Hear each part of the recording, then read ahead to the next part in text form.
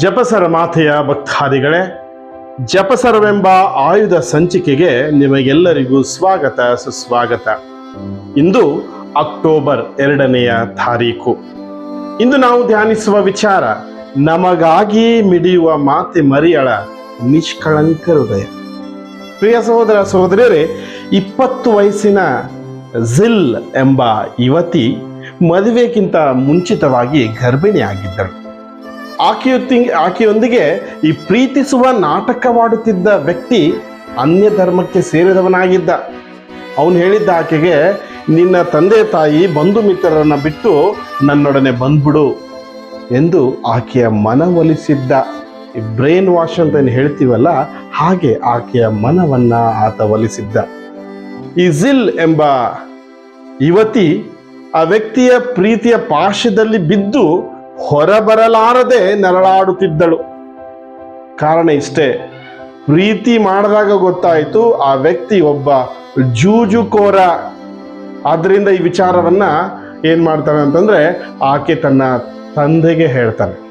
ತಂದೆ ತುಂಬಾ ನೋವು ಮಾಡ್ಕೊಂಡು ಹೇಳ್ತಾನೆ, ಎಲ್ಲಿ ನನ್ನ ಮಗಳನ್ನ ಕರೆದುಕೊಂಡು ಹೋಗಿ ವೇಶ್ಯಾವಾಟಿಗೆ ತಳ್ಳಿ ಬಿಡುವನೋ ಎಂದು ಆ ವ್ಯಕ್ತಿ ತುಂಬಾ ಚಿಂತೆಗೆ ಒಳಗಾಗ್ತಾರೆ.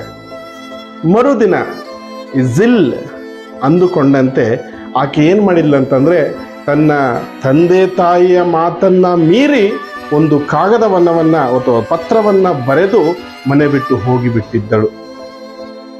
ಮಗಳನ್ನ ತಂದೆ ಎಷ್ಟೋ ಬಾರಿ ವಿನಂತಿಸಿದ್ದ, ಈಗ ಹೋಗ್ಬೇಡಮ್ಮ ನಮ್ಮನ್ನ ಬಿಟ್ಟು ಅಂತ. ಆದರೆ ತಂದೆ ತಾಯಿಯ ವಿರುದ್ಧವಾಗಿ ಜಿಲ್ ಮನೆ ಬಿಟ್ಟು ಹೋಗಿಬಿಟ್ಟಿತ್ತು. ಕೊನೆಗೆ ಏನಾಯಿತು ಅಂತಂತಂದ್ರೆ, ಜಿಲ್ ಅವರ ತಂದೆ ಒಬ್ಬ ಆಧ್ಯಾತ್ಮಿಕ ವ್ಯಕ್ತಿಗೆ ಫೋನ್ ಹಾಯಿಸಿ ಕೇಳ್ತಾನೆ, ನನ್ನ ಮಗಳು ಮನೆ ಬಿಟ್ಟು ಹೋಗ್ಬಿಟ್ಟಿದ್ದಾಳೆ, ನಾನು ಏನು ಮಾಡ್ಬೇಕಂತ ಗೊತ್ತಿಲ್ಲ ಅಂತ ಹೇಳಿದಾಗ ಅವ್ರು ಹೇಳ್ತಾರೆ, ನಿನ್ನ ಮಗಳು ಸುರಕ್ಷಿತವಾಗಿ ಬರುತ್ತಾಳೆ.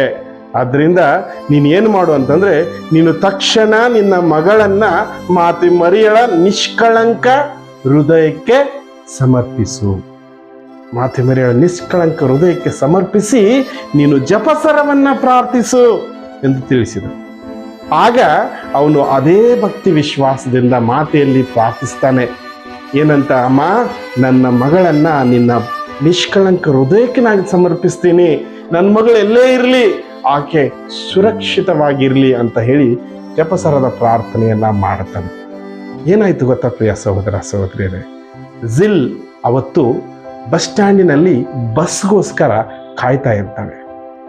ಒಂದೆಡೆ ತಂದೆ ಆಕೆಯನ್ನ ಮಾತೆ ಮರಿಯಳ ನಿಷ್ಕಳಂಕ ಹೃದಯಕ್ಕೆ ಸಮರ್ಪಿಸಿ ಜಪಸರ ಪ್ರಾರ್ಥನೆ ಮಾಡ್ತಾ ಇದ್ದಾರೆ. ಇಲ್ಲಿ ಜಿಲ್ ಆಕೆ ಹೋಗುವ ಬಸ್ ಬಂದರೂ ಕೂಡ ಆಕೆಗೆ ಬಸ್ಸಿನ ಒಳಗಡೆ ಏರಲು ಆಗ್ತಾ ಇಲ್ಲ. ಏನಾಗ್ತಾ ಇದೆ ನನಗೆ ಅಂತೇಳಿ ಕೊನೆಗೆ ತನ್ನ ತಂದೆಗೆ ಫೋನ್ ಮಾಡ್ತಾಳೆ. ಅಪ್ಪ, ನಿಮ್ಮ ಮಾತು ಮೀರಿ ನಾನು ಬಂದಿದ್ದೆ, ಅದೇನಾಗ್ತಾ ಇದೆ ಗೊತ್ತಿಲ್ಲ, ಬಸ್ ಬಂದು ನಿಂತಿದೆ, ನನಗೆ ಹತ್ತಕ್ಕಾಗ್ತಾ ಇಲ್ಲ. ಆಗ ತಂದೆ ಹೇಳ್ತಾನೆ, ಅಮ್ಮ, ನಿನ್ನನ್ನು ನಾನು ಮಾತೆ ಮರಿಯಳ ನಿಷ್ಕಳಂಕ ಹೃದಯಕ್ಕೆ ಸಮರ್ಪಿಸಿ ಪ್ರಾರ್ಥಿಸ್ತಾ ಇದ್ದೀನಿ, ನೀನು ಎಲ್ಲೇ ಇದ್ರೂ ಸುಖವಾಗಿರಬೇಕು, ಚೆನ್ನಾಗಿರಬೇಕು, ಅದೇ ತಂದೆ ತಾಯಿಗಳಾದ ನಮ್ಮ ಒಂದು ಆಸೆ ಅಂತ ಹೇಳ್ತಾರೆ. ಜಿಲ್ ಈ ಮಾತನ್ನು ಕೇಳಿಸ್ಕೊಂಡು ತಂದೆ ತಾಯಿಗಳೇ ನನಗೆ ಶ್ರೇಷ್ಠ ಅಂತ ಹೇಳಿ ಮತ್ತೆ ಆಕೆ ಮನಸ್ಸನ್ನು ಬದಲಾಯಿಸುತ್ತಾ ಮನೆಗೆ ಬರ್ತಾಳೆ. ಪ್ರಿಯ ಸಹೋದರ ಸಹೋದರಿಯರೇ, ಹೌದು, ನಾವು ನಮ್ಮ ಮಕ್ಕಳನ್ನು ಪ್ರತಿನಿತ್ಯ ಮಾತೆ ಮರಿಯಳ ನಿಷ್ಕಳಂಕ ಹೃದಯಕ್ಕೆ ಸಮರ್ಪಿಸಿ ಪ್ರಾರ್ಥಿಸಬೇಕು. ಖಂಡಿತವಾಗಿಯೂ ನಮ್ಮ ಮಕ್ಕಳು ದುರ್ಮಾರ್ಗವನ್ನು ಬಿಟ್ಟು ಸನ್ಮಾರ್ಗಿಗಳಾಗ್ತಾರೆ. ಕ್ರೈಸ್ತ ವಿಶ್ವಾಸವನ್ನು ಬಿಟ್ಟು ಬಾಳುತ್ತಿರುವ ಎಷ್ಟೋ ನಮ್ಮ ಸಾವಿರಾರು ಯುವಕ ಯುವತಿಯರಿಗೋಸ್ಕರ ಇವತ್ತಿನ ಜಪಸರದಲ್ಲಿ ನಾವು ವಿಶೇಷವಾಗಿ ಪ್ರಾರ್ಥಿಸೋಣ. ಆಮೇನ್.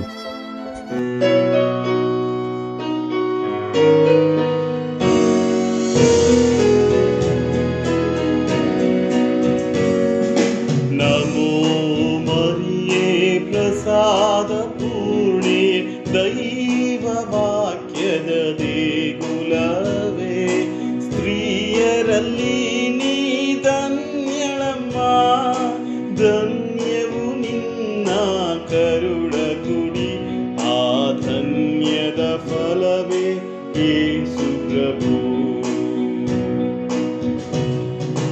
ಓ ಸಂತ ಮರಿಯೇ, ದೇವರ ತಾಯಿಯೇ, ನಾವು ಪಾಪಿಗಳು, ನಮಗಾಗಿ ಪ್ರಾರ್ಥಿಸಮ್ಮ.